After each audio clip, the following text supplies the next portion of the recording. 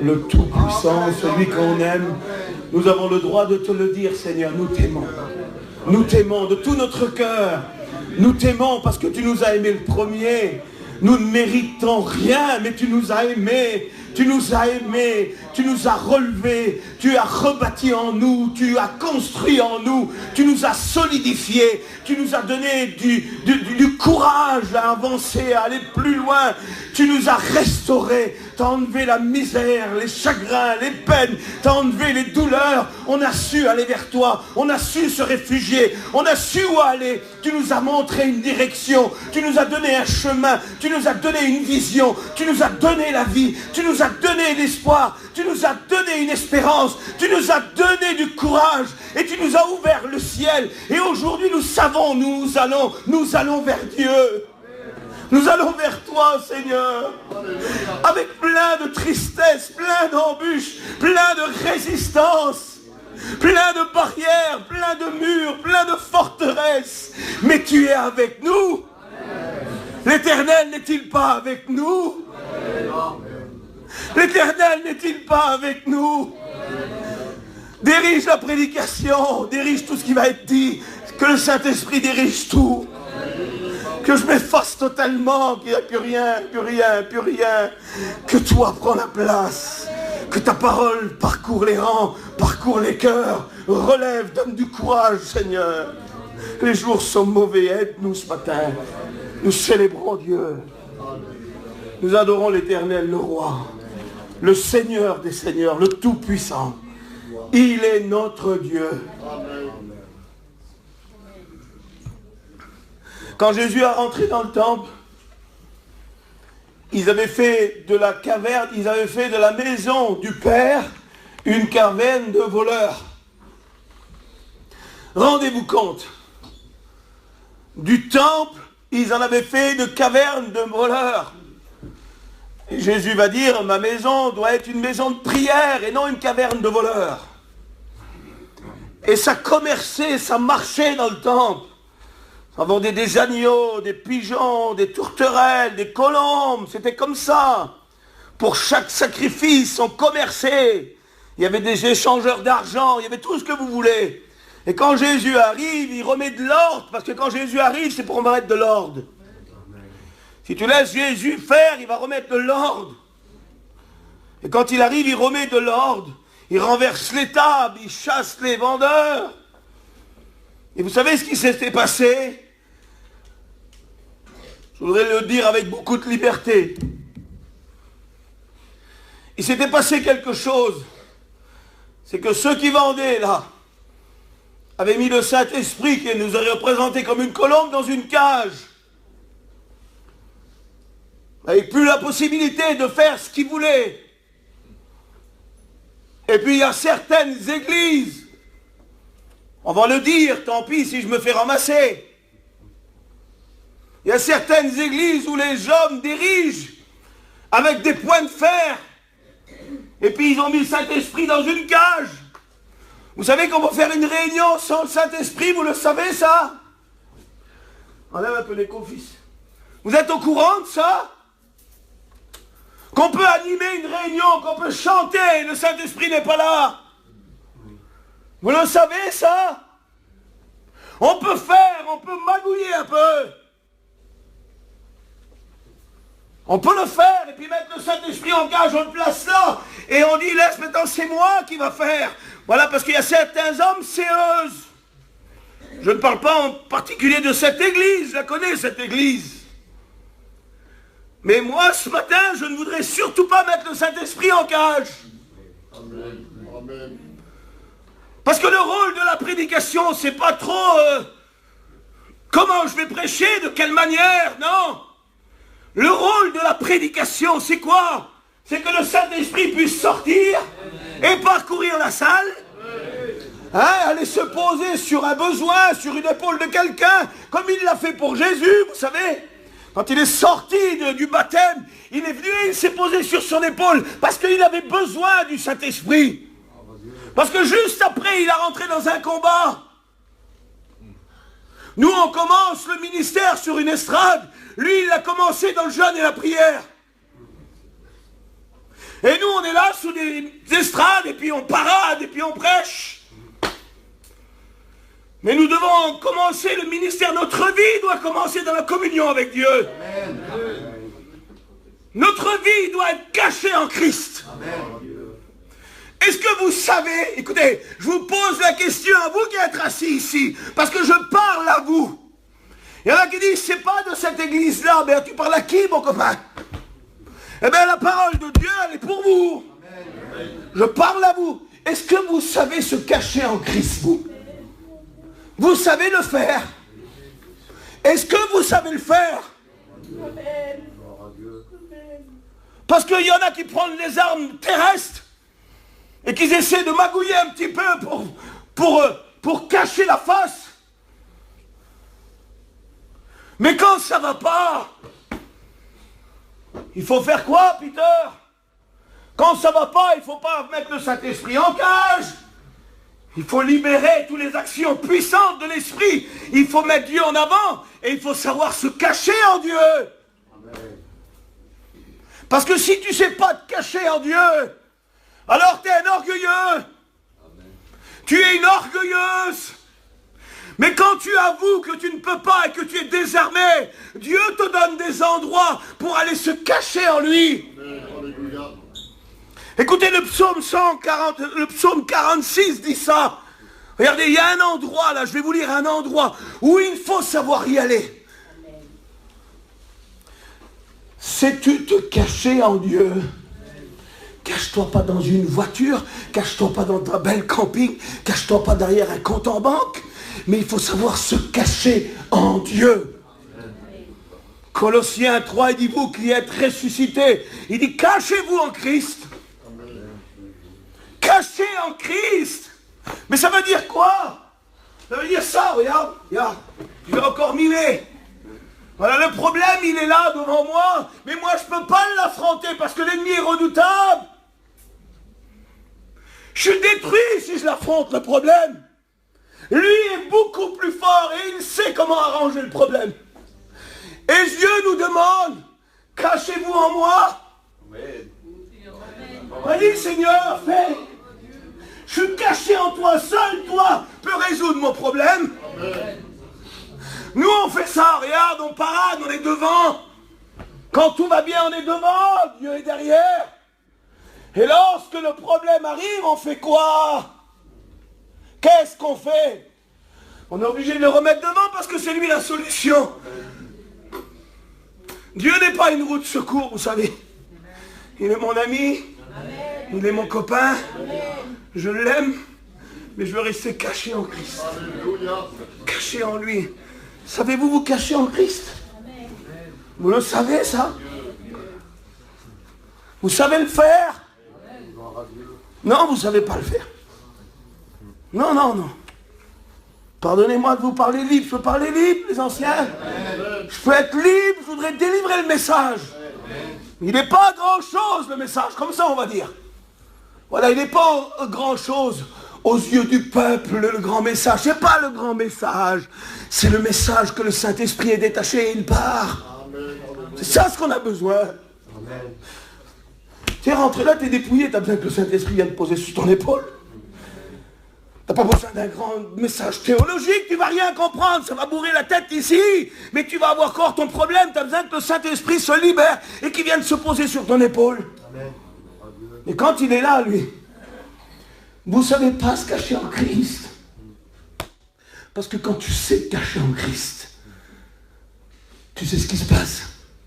Quand tu sais te cacher en Christ, quand tu le mets devant, il te donne des endroits, on va voir. Voilà, la parole de Dieu, c'est des endroits où aller pour se cacher en Christ. Quand tu te caches en Christ, quand tu te caches, ton visage est rayonnant de joie. Alléluia. Psaume 146. Je commence avec ça, et après je vais filer dans le livre de Samuel pour aller voir un endroit spécial avec un nom spécial. Un endroit spécial avec un nom spécial. Un endroit spécial avec un nom spécial. C'est pas le message que je voulais prêcher. Mais Dieu a dirigé quelqu'un vers moi. Il a dirigé quelqu'un, le Seigneur. C'est un message que j'ai prêché dimanche dernier à l'église de Drancy. Et je l'ai prêché de tout mon cœur. De tout mon cœur. Et ici, je devais prêcher un autre message. Mais le Saint-Esprit a été relâché. Et il a dit, je veux que tu soignes. Il faut que tu soignes. Et on a besoin de soigner les malheureux. Qu'est-ce qu'ils apportent les... Ah, je ne vais plus parler. Écoutez, je vais dire ça. Dieu est pour nous. Qu'est-ce qu'il est? Dieu est pour nous, quoi, Étienne? Un refuge. Dans un refuge, tu ne trouves pas grand-chose. Les refuges en montagne, tu sais ce qu'il y a dedans? Une petite bouteille d'eau, des allumettes pour allumer le feu, un petit lit. Juste assez pour être sauvé.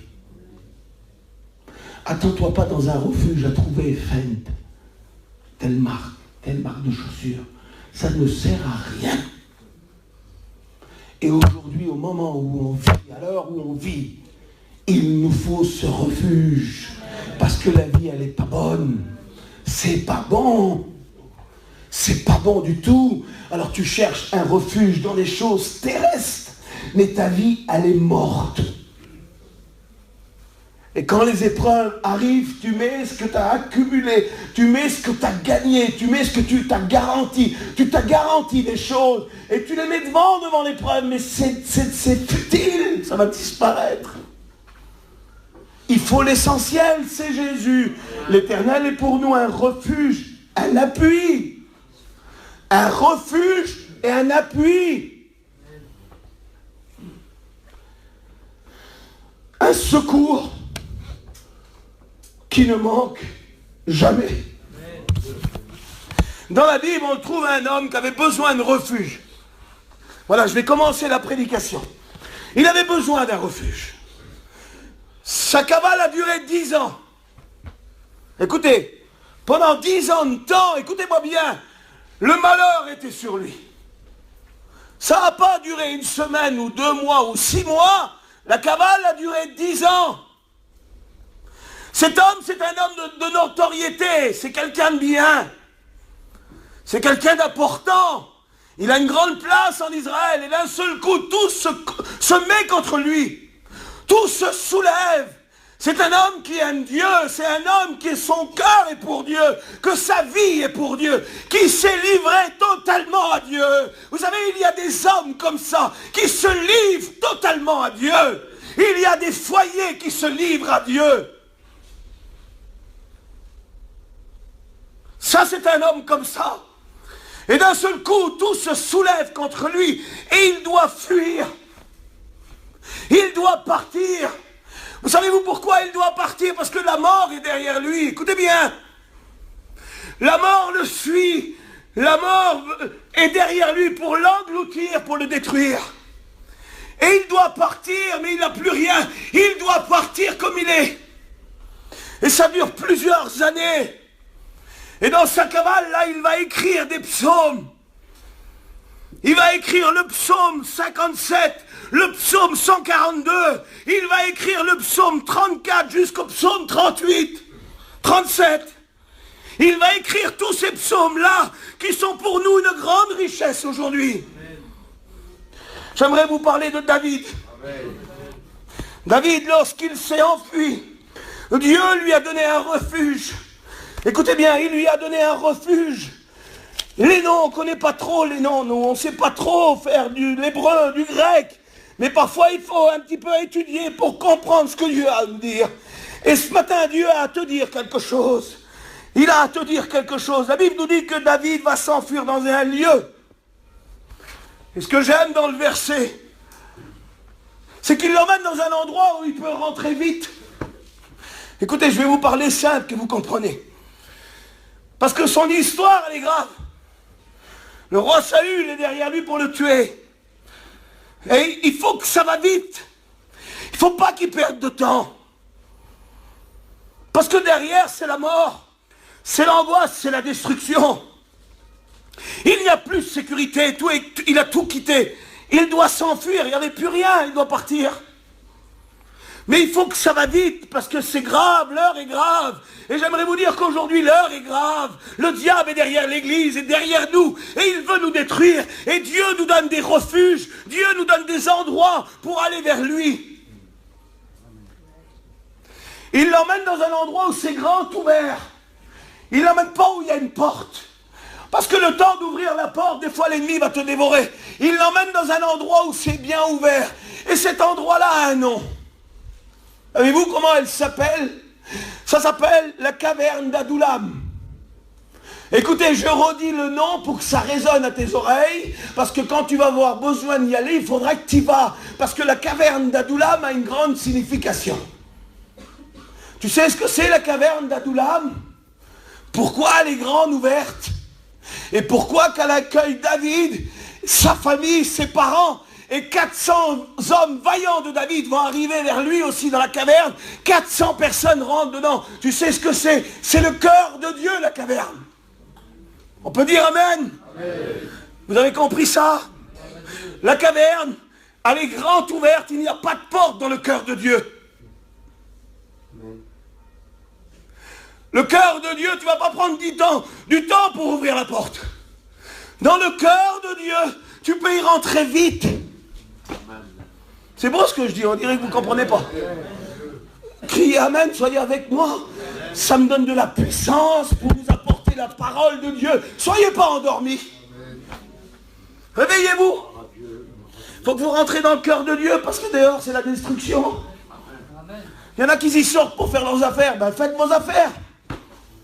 On ne peut pas vous saisir comme ça et puis vous vous emmener dans le cœur de Dieu. C'est à toi d'y aller. C'est vrai, Juanito. C'est une décision personnelle. Si tu aimes plus ses affaires que le cœur de Dieu, alors aime plus les affaires. Et tu verras ta vie à la fin de l'année ce que ça va être. Tu peux mettre les fleurs, préparer la Sainte Seine, placer les 16. C'est bidon tout ça. C'est bidon. On masque un peu derrière une fleur. On se met derrière une fleur. Ta vie est dépouillée, ma cocotte. Tu as besoin du cœur du Père. Tu as besoin du cœur du Père. Place plus de chaises. Fais plus de balai, plus rien. Arrête avec ça. Tu as besoin du cœur du Père, là. Il te donne une direction. Regarde, ouvre bien grand tes oreilles. Peut-être que tu ne l'écouteras plus, ça, ici. Ouvre bien grand tes oreilles. Il te donne une direction. Le cœur du Père. L'intimité avec Dieu. Parce que quand tu as l'intimité avec Dieu, il peut venir l'orage, il peut venir la tempête, il peut venir le diable, il peut venir toutes les catégories de démons, il peut venir la tentation, il peut venir le péché. Amen, amen. Quand tu as l'intimité avec Dieu, amen, c'est le cœur de Dieu en toi qui te fait vivre. Amen. Le cœur de Dieu, il pousse. La vie de Dieu, là, circule dans tes veines partout. Le péché arrive, le diable arrive, mais la vie de Dieu prend le dessus. Amen. Pourquoi? Parce qu'il y a de l'intimité avec le Père. Je fais pas mon intimité dans la fleur, là. Puis je la dépose pas comme ça. Pour que tout le monde me voit. Qu'est-ce que j'en ai à foutre de la fleur? Pardonnez-moi ce que je fais, mais je voudrais vous faire comprendre que ça, c'est bidon. Il faut le cœur du Père, Juanito. Si tu n'as pas le cœur du Père, tu vas mourir avec ta fleur, avec ta Sainte Seine, pardonnez-moi. Il y en a qui prennent la Sainte Seine, ils ne sont même pas dignes. Ils ont besoin d'aller dans le cœur du Père se repentir. C'est bidon tout ça, là, ça. Arrêtons avec ces choses-là. Tu as besoin d'aller dans la caverne d'Adoulam. La caverne d'Adoulam, rentrer dans le cœur de Dieu. Ça va pas là-bas. Voulez-vous que je vous donne les significations d'Adoulam? Qu'est-ce que ça veut dire Adoulam? Pourquoi Dieu le dirige là-bas dans son cœur? Pourquoi? Parce que David a besoin de sécurité. Et Adoulam veut dire enclos. Enclos.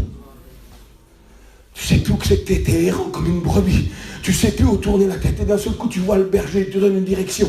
Et il te met dans un enclos, dans une sécurité.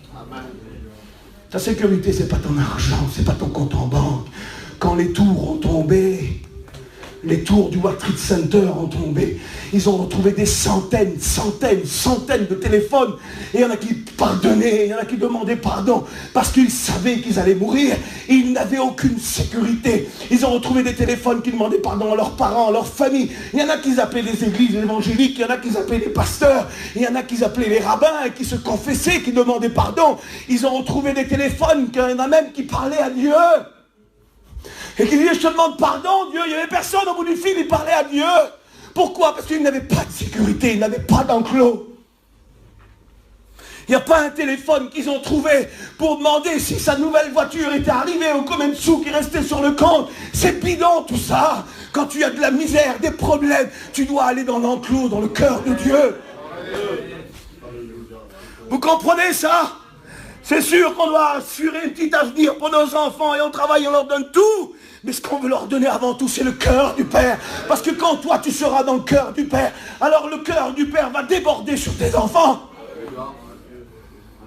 Enclos. Enclos. Sécurité. Adoulam. Enclos. Sécurité. Protection. Où est ta protection? Dis-moi.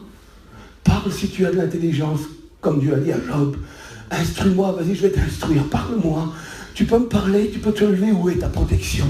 Où est ta protection? Elle est dans quoi? Soit tu es dans le cœur du Père, ou soit tu mènes une vie en parallèle. Vous comprenez? Soit tu es dans le cœur, Dieu t'invite à rentrer dans son cœur, dans la caverne d'Adoulam, ou soit tu mènes une vie en parallèle. Quand il est rentré dans la caverne d'Adoulam, enclos, sécurité, protection, paix, joie, c'est aussi ça, cette signification. Justice du peuple. Parce que le diable est en train de nous bouffer. Il est en train de mettre sur nous de l'injustice, des fardeaux. Injustement, il était pourchassé par Saül. Injustement, il devait mourir parce qu'il avait tué Goliath. Et puis les hommes ont dit, Saül a tué 6000, mais 1000, et puis l'autre a tué 10 000. La jalousie est entrée dans Saül. C'était injuste son affaire. Et on subit des choses injustes. Mais la caverne d'Adoulam veut dire justice du peuple. Et tous ceux qui vivent des injustices, vous pourrez rentrer dans le cœur du Père. Quand il est rentré dans le cœur du Père, il a écrit des psaumes. On va en lire un. Il en a écrit plusieurs. Quand sa cavale a duré 10 ans, il a écrit le psaume 134 jusqu'au psaume, le psaume 34 jusqu'au psaume 37. Il a écrit aussi le psaume 57. Là, il est dans la caverne. Et il a écrit aussi le psaume 142 dans la caverne d'Adoulam. Je voudrais qu'on lise en particulier un psaume.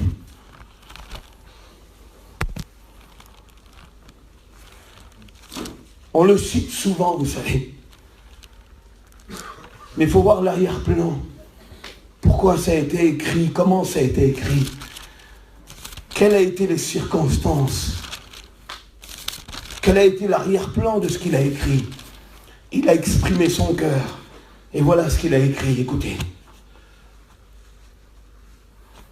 Alors c'est dans sa cavale qu'il a écrit ça. Peut-être qu'il était dans la caverne d'Adoulam, mais les autres psaumes que je vous citais là, c'est sûr qu'il était dedans. Mais regardez ce qu'il a écrit. Dans la caverne d'Adoulam, quand tu rentres dans l'enclos, dans la sécurité, quand tu as la justice de Dieu avec toi, pas la justice des hommes, elle est comme un vêtement souillé, mais la justice de Dieu. Il a écrit ça. On le lit? Amen. Vous êtes prêts à écouter? Amen. J'ai cherché l'Éternel, psaume 34, versets 5, 6 et 7. J'ai cherché l'Éternel et il m'a répondu. C'est beau, comme tu es dans la misère, puis qui te dit, Béka, rentre dans le cœur de Dieu, et puis je vais te donner de la sécurité parce que tu vas écouter ma voix. Puis toi tu t'exprimes, tu dis, Seigneur, tu m'as fait sortir de cette épreuve, tu m'as écouté. Tu m'as aidé jusqu'à présenter avec moi. Tu as été comme un père pour moi. Voilà, il exprime son cœur, David, sa reconnaissance envers Dieu. J'ai cherché l'Éternel et il m'a répondu. Il m'a délivré. Délivré. Délivré. Délivré. Écoutez le mot fort. Il m'a délivré de toutes mes frayeurs. Quand je tourne vers lui les regards, je suis rayonnant de joie. Regardez ce qu'il écrit. Et le visage ne se couvre pas de honte. Et qu'est-ce qu'il écrit encore? Quand un malheureux crie. Il avait de quoi crier, lui. Une cavale qui dure 10 ans avec la mort derrière lui. Il avait de quoi crier. Ça ne va pas finir alors, Seigneur. Mais là, il dit, quand un malheureux crie, l'Éternel l'entend. Amen. Et il le délivre de toutes ses détresses. Tu as besoin de venir dans le cœur de Dieu. Tu as besoin d'aller vers lui. Rentre, viens, fais vite. Rentre dans la caverne d'Adoulam. Tu as besoin d'un enclos. Jusqu'à présent, c'est difficile pour toi, ta vie chrétienne. Tu n'as pas d'intimité avec Dieu. Dieu veut que tu rentres dans son cœur. Il ne veut pas que tu marches en parallèle de son cœur. Tu peux mener une vie chrétienne en parallèle de son cœur, mais tu ne connaîtras pas la sécurité dans le malheur. Tu ne connaîtras pas l'enclos de Dieu. Tu ne connaîtras pas les bras de Dieu. Il te faut rentrer dans le cœur de Dieu. Quand un malheureux crie, l'Éternel l'entend, il le délivre de toutes ses peurs, de tous ses frayeurs. Vous savez, il y a un homme dans la Bible, c'est quand même curieux ce qu'il a fait. Tellement il souffre, tellement il en a marre, tellement il est triste. Vous savez, je suis en train de regarder sur vous, et je ne porte pas de condamnation parce que je ne connais pas vos cœurs. Je vois ce que je vois. Je vois qu'il y en a qui mangent la parole et qu'elle est en train d'agir profondément dans leur cœur. Et j'en vois d'autres qui restent indifférents, qui sont froids comme une banquise. Ils sont là, c'est des icebergs. Je les vois, je vous vois. C'est ce que je vois. Peut-être ça se fait dans votre cœur. Mais tu sais, quand le cœur est touché, tu exprimes un visage, tu exprimes quelque chose. Hein. Quand ton cœur, quand la parole vient trembler, ils eurent le cœur vivement touché. Après, ils sont tournés vers Pierre dans les Actes des Apôtres, chapitre 3, puis ils ont dit, qu'est-ce qu'il faut faire? Parce que quand tu es touché, tu demandes à Dieu ce qu'il faut faire. Mais quand tu restes froid comme une banquise, comme un iceberg, là, tu ne sais plus quoi faire. Donc, moi, je vois au visage qu'il y en a qui sont touchés, mais il y en a qui sont glacés. Tu comprends que tu dois rentrer dans le cœur du Père. Est-ce que tu le comprends que tu dois te lever, spirituellement te lever et courir dans la caverne d'Adoulam? Parce que la vie ne nous fait pas de cadeaux. Bientôt, c'est la déportation. Écoutez, ça n'ira pas mieux. Écoutez, vous croyez que ça ira mieux? Moi, je vous le dis que ça n'ira pas mieux. Parce que les gilets jaunes là, vont se transformer en gilets pare-balles. Les petits gilets jaunes que vous voyez vont se transformer en gilets pare-balles. La vie n'ira pas mieux. Vous croyez quoi? Être toujours sur vos lauriers? En train d'être béni avec les places vertes? C'est fini tout ça, les gars. C'est terminé, ça. Ça, c'est terminé. Savez-vous qui c'est qui dirige le monde? Le monde entier, l'île, qui c'est qui la dirige? C'est les Rothschild. Vous connaissez cette famille puissante d'Illuminati? Cette famille diabolique puissante qui gère le monde, vous les connaissez? C'est eux. C'est eux qui gèrent le monde. Alors toi, tu essayes de magouiller un petit peu avec tes affaires, te donner de la sécurité. Mais tout est en train de s'écrouler. Tout est en train de s'écrouler. Tout est dirigé par le patron qui est Dieu. Et ces hommes-là sont placés pour introniser une personne. Donc ça n'ira pas mieux. On espère, on fait des trucs pour le gouvernement, pour continuer. Ça n'ira pas mieux. Ça va aller de pire en pire. Alors c'est pour ça que Dieu te dit ce matin, tu dois rentrer dans mon cœur, parce que ça n'ira pas mieux. Ils dirigent la terre d'une main de fer. Et ils ont un slogan, vous le connaissez leur slogan? C'est Ordo ab Chaos. Écoutez bien ce que je dis, écoutez bien une minute. Je ne fais pas de la politique, je dis juste les actions ténébreuses du diable et comment il agit, le diable. Ordo ab Chaos, c'est l'ordre, écoutez bien, l'ordre par le désordre. C'est ça, écoutez, Ordo ab Chaos. Alors, vous savez ce qu'ils font? Ils poussent la population au désordre. Écoutez bien, Ordo ab Chaos. Ils poussent la population au désordre. Et eux, ils arrivent comme des souverains. Ils recréent l'ordre.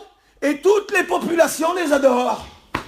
Et ça, c'est le rôle du diable, de l'antichrist. Et eux, ils sont ici pour introniser ce qui va se passer. Donc, ça n'ira pas mieux. Ça n'ira pas mieux. La seule chose où ça ira mieux, c'est comme tu vas courir dans le cœur du Père. Il n'y a que là. Il n'y a que là, il n'y a que là, il n'y a que là. Et après tu mets tout de côté, les gilets jaunes et tout ce que tu veux, les Rothschild et tout. Tu vas courir dans le cœur du Père. Tu vas trouver l'enclos, la sécurité, la justice pour ta vie, pour ton foyer. Et là tu pourras dire, Seigneur, je t'attends. On n'espère plus rien. On n'espère plus. Ils mènent la vie, ils sont là. Ils sont là pour détruire. Et nous, on mène une vie quoi? Qu'est-ce qu'on fait? Il faut une prise de conscience, les gars. Il faut une prise de conscience que ça n'ira pas mieux. La Bible nous en parle. Il faut rentrer dans le cœur de Dieu. Il faut cette intimité avec Dieu. Il y a un homme, tellement il a souffert, Bonito, tellement il souffre, lui. Tellement il souffre et il souffre. Je crois que c'est l'un des prophètes qui a le plus souffert de la Bible. Je crois que c'est lui. Il y a Job. Je ne sais pas qui Job, c'est un prophète, Job? Je ne sais pas. Oui, c'est un prophète, Job. Il a écrit, oui. Voilà. Mais lui, il souffre tellement qu'il écrit un livre. Il y a des personnes qui pourront écrire des livres ce matin-là. Ils pourront écrire des livres sur leur souffrance de leur vie. Tellement qu'ils ont été dépouillés, tellement ils ont souffert, tellement ils ont pleuré, tellement la vie les a déçus, tellement il y a eu des échecs, tellement il y a eu des tragédies. Il n'y a rien qu'à marcher, il y a eu des divorces, ça a été cassé, ça a été détruit. Tous les enfants ont tombé à l'abandon à cause de ça. Il y en a qui peuvent écrire des livres sur leur vie et quand tu vas les lire, tu vas être terrifié, tu vas pleurer avec eux. On voit des vies qui parlent, vous savez, il y a des livres vivants qui vivent. Tu regardes leur figure, tu comprends qu'ils ont souffert le martyre et tu veux les accompagner pour un petit mot de Dieu avec eux. Tu veux les aider. Tellement ça souffre. Tellement il y a la souffrance. C'est une lettre vivante qui marche. Avec toute la souffrance. Et lui, tellement il a souffert, il a écrit un livre. Il a un drôle de nom, ce livre. Il s'appelle Lamentation. Lamentation, il s'appelle. Une lamentation de sa vie. Il n'en peut plus. Il est au bout du rouleau. Quand il écrit la lamentation, c'est la déportation. Vous savez la différence entre une exil et une déportation, c'est différent. Hein. Les réfugiés, les exilés, ceux qui viennent, les Roumains et tout ça, ils sont obligés de partir, hein, ça ne va pas dans leur pays. Ils n'ont plus de manger, ils n'ont plus rien. Ils n'ont plus de maison, le gouvernement leur a tout pris, ils souffrent. Ils sont obligés de s'exiler dans un autre pays pour essayer de trouver du manger, du secours pour leurs enfants, essayer de trouver la vie. Mais là, c'est pas une exil, c'est une déportation. C'est différent, c'est l'ennemi qui vient et il ne demande rien, il casse la porte. Et il rentre dans la maison, et il rentre dans le foyer, et il t'emmène en déportation avec lui. Et bien cet homme-là, quand il écrit les lamentations, c'est la déportation à Babylone. C'est une déportation qui va durer 70 ans. Et là, quand tu prends les premières pages de la lamentation, écoutez bien, je vais terminer. Je ne veux pas trop prêcher longtemps, j'en ai encore pour 10 minutes et j'arrête. Quand il écrit, quand il est dans la première page, Lamentation 1, Lamentation 1, c'est une page de désolation. L'ennemi est arrivé. Cette page-là, c'est une page de désolation. La déportation, Israël est en train de brûler. Le temple est détruit. Écoutez, le temple est détruit. Et on voit dans le chapitre 5 qu'il reste des renards. Et ils reprennent courage, les rabbins de l'époque. Ils reprennent courage parce que c'est une prophétie de la Bible. Mais le temple est détruit et tout est mort. Tout est mort. La première page, tout est mort. Et tu essaies de tourner les pages de ta vie. Tu essaies de les tourner. Mais ça revient, ça revient. Il dit ne pense plus aux événements passés. Ésaïe 43 dit ça. Il dit ne pense plus aux événements passés. Ne considère plus ce qui est ancien. Voici, je vais faire une chose nouvelle sur le point d'arriver, dit l'Éternel. Et je pense que ce matin, il veut faire quelque chose de nouveau. Il faut que cette page soit tournée pour avoir une pleine bénédiction et que tu puisses courir dans le cœur de Dieu. Il tourne la page, désolation. Deuxième chapitre, désolation. Troisième chapitre, il va se mettre à parler. Voulez-vous qu'on l'écoute un petit peu parler? On l'écoute un petit peu parler, ce qu'il va dire. Et quand il parle, il exprime son cœur. Parce qu'on n'est pas des robots. Tu sais, quand tu souffres, tu peux parler à Dieu, il te comprend. Quand tu prends David dans le chapitre 6, il exprime sa souffrance. Il dit que son lit est baigné de larmes. Il lève le poing vers Dieu. Et après, il écrit, il capitule. Et il écrit, tu entends les cris de mes larmes. Tu les écris dans ton livre. Il capitule après. Un homme, quand il aime Dieu, quand il vit de l'intimité avec Dieu, il peut passer tous les naufrages. Même s'il y a de la rébellion parfois. Parce que la souffrance nous donne de la rébellion. Mais quand tu es intime avec Dieu, quand tu es dans le cœur de Dieu, après tu capitules et tu comprends que ton seul soutien c'est Dieu. Amen. Ils ne sont pas bons les mots, là, Jonito, ils ne sont pas bons les mots hein, du Saint-Esprit. Il est lâché, ça y est, le Saint-Esprit, il est libre, il parle. Il parle pour ta vie. Il est en train de prophétiser sur ta vie, là, ce soir, ce matin. Quand il n'y a pas de révélation, Proverbe 18, je crois, quand il n'y a pas de révélation, le peuple est sans frein, dit la Bible. Mais quand la révélation de la parole arrive, quand elle est relâchée, alors là, d'un seul coup, tu trouves une sécurité, tu trouves une direction. Et il va parler un petit peu. Regardez ce qu'il va dire.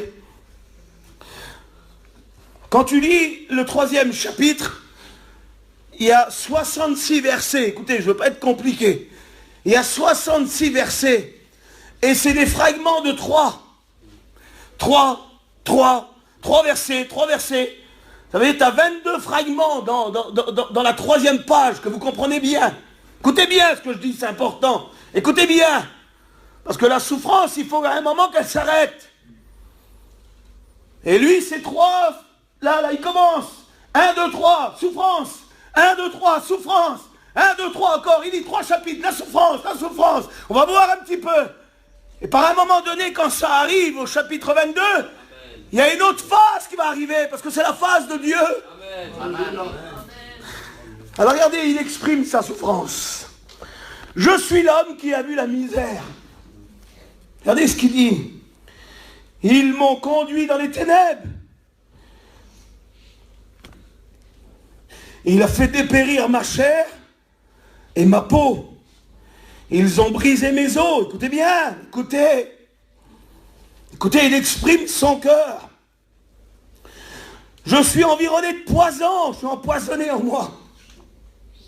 Tellement la douleur est dure, elle est comme un poison qui est en train d'empoisonner tout mon corps. Ils m'ont entouré de murs pour que je ne puisse sortir.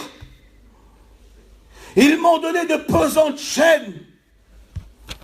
Écoutez la souffrance. Rappelez-vous que c'est la déportation. J'ai beau crier, implorer du secours, il ne laisse pas accès à ma prière. Il n'y a pas des moments dans ta vie où tu cries à Dieu et il n'y a rien. Il n'y a pas des moments où tu vois la situation s'envenimer comme un venin t'es pris par ce venin et puis il se propage partout et toi tu cries à Dieu, c'est encore pire. Il ne donne pas accès à ma prière. Ils ont fermé mon chemin avec des pierres de taille. Ils ont pris soin de prendre des grosses pierres. Ils ont été un ours, écoutez bien, en embuscade, et un lion dans un lieu caché. Entre parenthèses, le lion ne rentre pas dans le cœur du Père. Entre parenthèses. Tous ceux qui sont réfugiés dans le cœur du Père, le lion n'y rentre pas. Vous avez compris le message?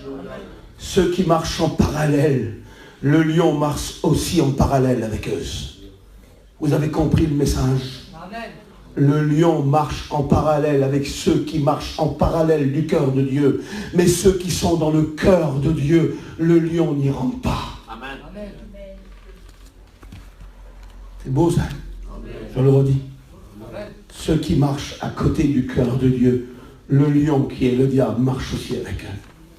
Mais ceux qui sont à l'intérieur du cœur du Père, dans la caverne d'Adullam, en intimité avec Dieu, le lion n'y rentre pas. Amen.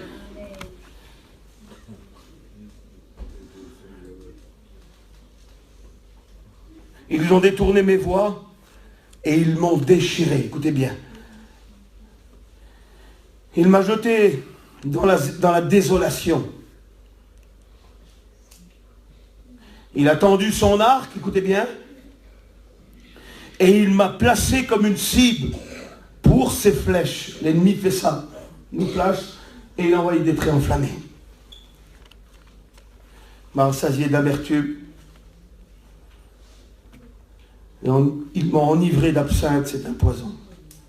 Ils ont brisé mes dents avec des cailloux.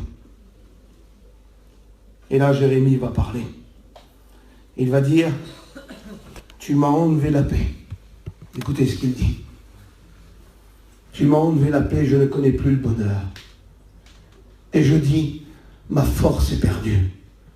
Je n'ai plus d'espérance. Écoutez bien, il exprime son cœur en l'Éternel. Il dit, quand je pense à ma détresse, à ma misère, et à l'absinthe et au poison, quand je m'en souviens, mon âme s'en souvient et elle est abattue au-dedans de moi. Je vous ai dit tout à l'heure, c'est des sections de 3. Et là, ça va s'arrêter. Parce que lui, il est dans la souffrance, mais il est avant tout dans le cœur du Père. Il connaît la caverne d'Adoulam aussi, il la connaît, lui. Il connaît le refuge, il connaît l'enclos, il connaît la sécurité du Père, il connaît la justice du Père, il connaît la paix du Père, le bonheur. Et là, ça s'arrête. Et il y a quelque chose, il y a comme un nouveau souffle qui va arriver. Tu sais, quand tu as fait ton tour, là, et puis que tu n'as plus de force, quand tu as fait le tour du stade, il passe le relais à l'autre parce que la course doit continuer. Et bien, ce matin, passe le relais à Dieu parce que la course de ta vie doit continuer. Et là, il faut que ça continue, Étienne. Il ne faut pas qu'on arrête. Il ne faut pas lâcher, moi, Étienne. Le diable veut nous tuer. Il ne faut pas qu'on arrête. Il ne faut pas qu'on arrête. Arrête pas pour la vie de tes enfants, arrête pas pour ton foyer, arrête pas pour toi, arrête pas. Arrête pas pour toi. Il dit voici, ça change. Voici, il y a un nouveau souffle qui arrive, il y a quelque chose de puissant qui arrive, qui vient de Dieu. C'est la vie de Dieu qui reprend à lui, malgré tout. Vous avez vu la souffrance? Vous avez vu la douleur que je viens de lire? Mais là, il y a un nouveau souffle qui arrive. Voici ce que je veux repasser dans mon cœur. Ce qui me donnera de l'espérance. Les bontés de l'Éternel ne sont pas épuisées. Amen. Les bontés de l'Éternel pour ta fille, pour ton fils, pour ta vie, le cœur du Père n'est pas épuisé. Tu peux y venir, tu peux emmener ta famille, tu peux emmener tes enfants. Repasse dans ton cœur ce que Dieu, il t'a emmené jusqu'ici, c'est Dieu. Il te conduit, c'est Dieu. Il te parle ce matin parce que c'est Dieu. Les bontés de l'Éternel ne sont pas épuisées. Il est en train de renouveler un nouveau souffle en toi. Amen. Vous pouvez parler en langue, crier à Dieu, c'est pas grave. Vous pouvez m'interrompre, même si vous voulez prier, faites-le, c'est pas grave. Il est en train de renouveler quelque chose en toi. Il est en train de renouveler une nouvelle vie, une nouvelle vigueur. La misère est derrière, mais je continue, parce que la vie de Dieu m'anime. Je veux repasser dans mon cœur. J'ai de l'espérance. Les bontés de l'Éternel ne sont pas épuisées. Et ses compassions ne sont pas à leur terme. Le pardon qu'il t'a promis pour ton fils, la délivrance qu'il t'a promis n'est pas arrivé à son terme. Dieu est un Dieu qui pardonne.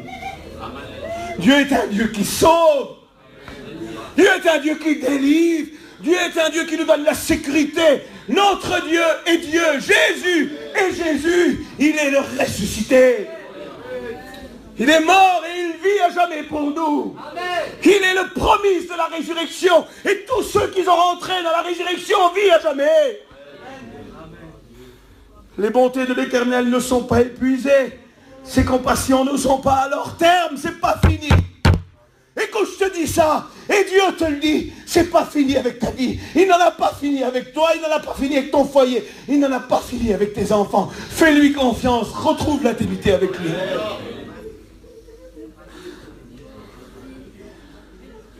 La Bible dit qu'elle se renouvelle chaque matin. Il est en train de renouveler en toi quelque chose. Il est en train de renouveler en moi. Il est en train de renouveler dans les pasteurs. Les ministères puissants, c'est des ministères puissants qu'on a, ils ne sont pas médiocres. C'est le Saint-Esprit qui est en nous. Si nous vivons intime avec Dieu, si nous respectons Dieu, et si nous obéissons à sa parole, c'est les ministères puissants que nous avons. Saint-Esprit n'est pas faible. C'est des vies puissantes que nous avons. Si vous menez votre vie comme bon vous semble, vous allez être médiocre et vous allez perdre vos forces. Mais respectez Dieu, gardez le cœur du Père et vous resterez puissants. Amen. Il dit, les montées de l'Éternel ne sont pas épuisées, elles se renouvellent chaque matin. Il dit ça, regardez, il exprime avec un OH, point d'exclamation. OH, 2 petites lettres, mais point d'exclamation. Oh, que ta fidélité est grande, Éternel. C'est ce qu'il porte, c'est ce qu'il pousse, c'est ce qui l'encourage à continuer, à prêcher, à vivre pour Dieu, à prier, à jeûner, à témoigner, à ne pas se souiller dans le péché. Il dit ta fidélité est grande et il exprime avec un point d'exclamation, c'est tout son cœur qui parle. La fidélité de l'Éternel est grande. Dieu est fidèle. Ne nous abandonnera pas, je vous le promets. Dieu est fidèle pour ta vie. Écoute ce qu'il a promis, il va te le donner. Il dit, si la bénédiction tarde, attends-la, mais elle arrive certainement. Il le dit 2 fois. 2 fois, il jure dans le verset dans Habakkuk, je crois que c'est quand il est sur la tour. C'est comme un jurement quand il prononce 2 fois les mêmes choses. Il se jure par lui-même. Reste en haut de la tour, ça arrive. Oh, que ta fidélité est grande. Éternel. L'Éternel est mon partage, il dit. C'est à moi, c'est mon Dieu à moi. C'est mon Dieu à moi. C'est le Dieu de ma vie, c'est le Dieu de mon salut. C'est le Dieu qui m'a aimé, c'est le Dieu qui m'a relevé, c'est le Dieu qui m'a béni. C'est à moi, il est à moi, mon Seigneur. Jésus est à moi, je ne veux pas le partager. C'est à moi, c'est l'Éternel. Mon Dieu, l'Éternel est au milieu de toi comme un héros qui sauve. C'est à toi, c'est ton Dieu à toi. Et c'est pas un petit Dieu de la crèche, il est puissant. Ta fidélité est grande. L'Éternel est mon partage, dit mon âme. Regardez, il dit l'Éternel est mon partage, dit mon âme. C'est pas seulement sa bouche, parce que sa bouche dans le chapitre 3, elle a parlé, je souffre cruellement. Ils sont comme un ours, ils m'ont placé pour me piéger, ils ont brisé mes seaux, ma peau, c'est sa bouche là qui est en train de parler. Mais maintenant c'est son âme qui prend le dessus sur la chair. C'est son âme qui est en train de parler. Et ce qu'il y a en lui est beaucoup plus fort des souffrances qu'il est en train de passer. Ce qui est en lui est plus fort que la mort, plus fort que le deuil, plus fort que les coups, plus fort que le mépris, plus fort que l'abandon, plus fort que la trahison, plus fort que les mots, ce qu'ils ont mis sur lui, la honte qu'on a posée sur lui. C'est son âme qui s'exprime maintenant. Alléluia. Il n'y a pas la puissance que Dieu nous donne. L'Éternel dit mon âme. C'est pourquoi il dit. Maintenant je sais ce que je dois faire. C'est pourquoi je veux espérer en lui. Il dit je sais ce que je dois faire. Maintenant j'espère en mon Dieu. Parce que mon Dieu est tout puissant. Voilà ce qu'il veut dire. C'est pourquoi j'espère en lui. L'Éternel a de la bonté pour qui espère en lui. Il a de la bonté pour qui espère. J'espère en Dieu. Vous savez ces jours qui arrivent, j'espère en Dieu. Je vous le promets que j'espère en Dieu. J'espère en Dieu. L'Éternel a de la bonté pour qui espère en lui. Pour l'âme qui le cherche, il est bon. Il est bon, il donne un conseil maintenant. Et il donne un conseil à l'église. Il donne un conseil à l'île, à tous ceux qui ont souffert, qui sont dans le tourment, à tous ceux qui sont attaqués, à tous ceux qui marchent en parallèle du cœur de Dieu. Il dit revenez, revenez, rentrez, parce qu'il est bon d'attendre en silence le secours de l'Éternel. J'ai terminé. On va prier. On va prier. On va exprimer notre cœur, on va essayer de revenir dans le cœur du Père. Vous voulez que je vous dise? Il y a des situations de ma vie que parfois je perds confiance. Je désobéis. Et des fois j'y sors. Mais je comprends que ce n'est pas la solution. Je me repens parce que je n'ai pas assez fait confiance à Dieu. Je ne suis pas le saint des saints, écoutez. Je ne suis pas le saint des saints. Mais des fois, il y a des situations de ma vie des tragédies, des drames, des tempêtes, des attaques, des assauts qui m'ont fait sortir parce que j'ai eu peur. Et Dieu est en train de te comprendre, même si tu marches en parallèle avec lui. Mais il te dit, viens dans la caverne d'Adullam. Reviens dans le cœur du Père. Il y a un psaume dans la Bible qui est mélangé. Il est lié avec le combat et la louange. Quand tu le lis, c'est un psaume de combat et de louange. Donc dans le combat, c'est le combat normalement, on n'a pas à allier la louange.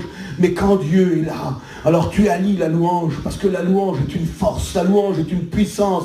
Je m'écris, loué soit l'Éternel, je suis délivré de mes ennemis.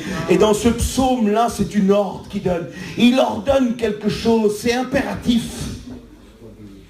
Écoute, c'est impératif. Commencez à prier, je termine avec ce psaume. C'est impératif. Il n'en va de ta vie. C'est une ordre qu'il donne. C'est le psaume 68. C'est le combat et la louange. C'est un psaume de puissance. Il y a quelque chose dans le psaume quand tu le lis là.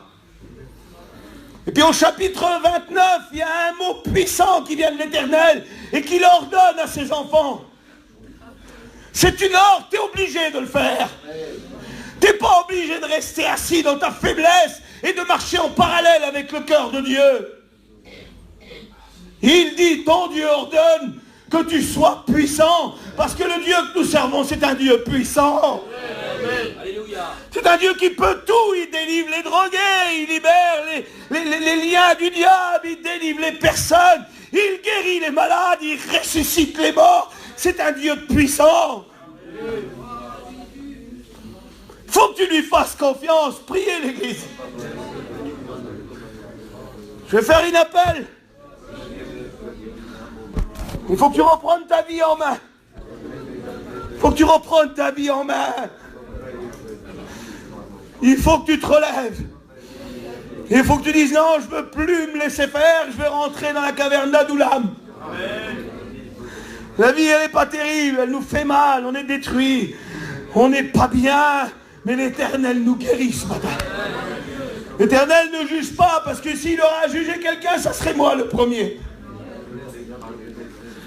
Mais l'Éternel pardonne nos péchés et il ne s'en souvient plus. Et des fois, on a besoin de venir à la croix, vous savez. On a besoin de se laver les pieds, et ça, on le fait, je le fais. Mais l'Éternel, ce matin, te demande de revenir ou de venir dans le cœur du Père, dans l'intimité. Qui veut rentrer dans le cœur du Père? Qui veut y rentrer? Qui veut y rentrer pour une sécurité, pour sa vie, pour ses enfants, pour leur foyer, pour trouver une intimité avec Dieu? Tu as besoin du cœur du Père. Tu as besoin du cœur du Père. Tu as besoin d'être puissant. C'est dans le cœur du Père que tu vas trouver toute ta puissance. Tu marches en parallèle. Tu marches en parallèle. Et Dieu te dit, tu cours un danger. Tu as besoin de rentrer dans le cœur du Père. Le Seigneur vous voit, l'église.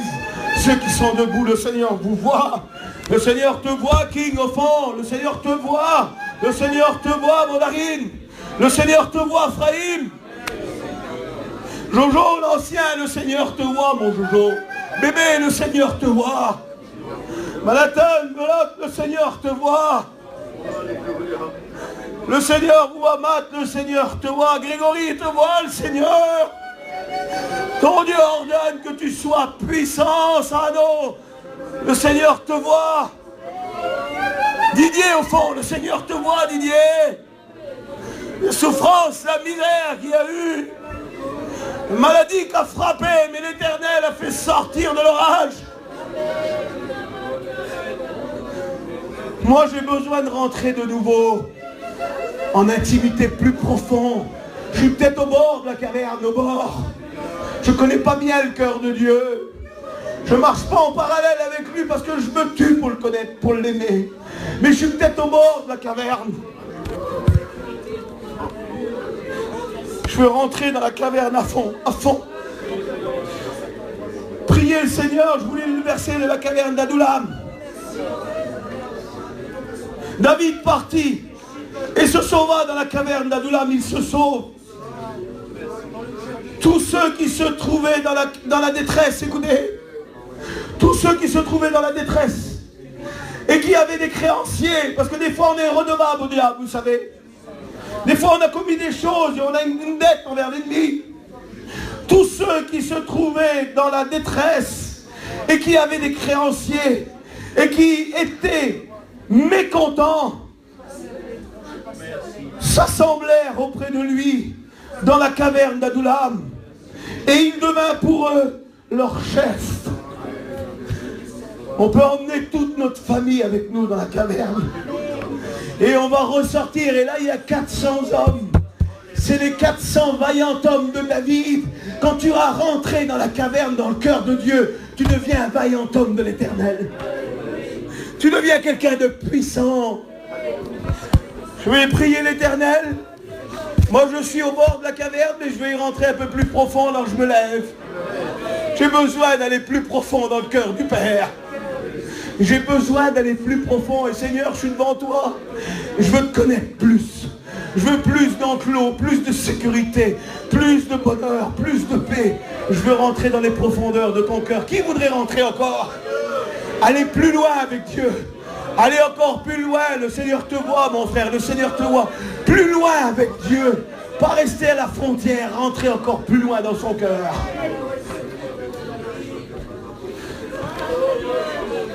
Oh, nous te célébrons. Nous adorons Dieu. Je demande à Étienne qui veut venir prier. Viens, mon Étienne. Viens prier l'Éternel. Et après, on loue Dieu. Exprimez votre cœur devant Dieu maintenant.